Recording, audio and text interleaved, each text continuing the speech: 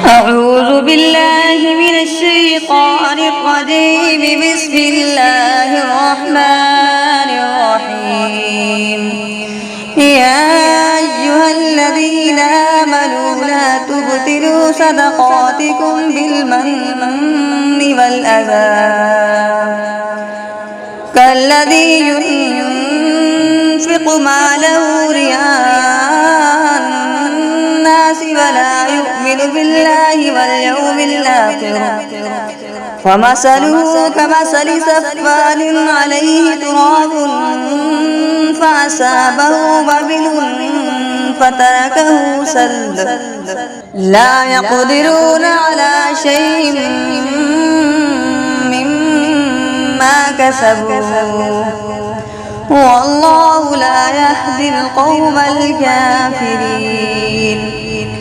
ومثل الذين ينفقون أموالهم ابتغاء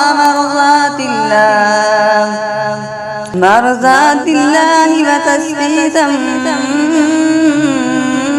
من أنفسهم كمثل جنة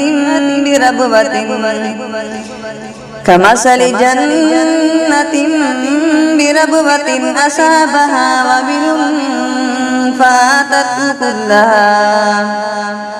فآتت كلها ضعفين فإن لم يصبها وبل فتل والله بما تعملون بصير. صدقت يا رب العالمين.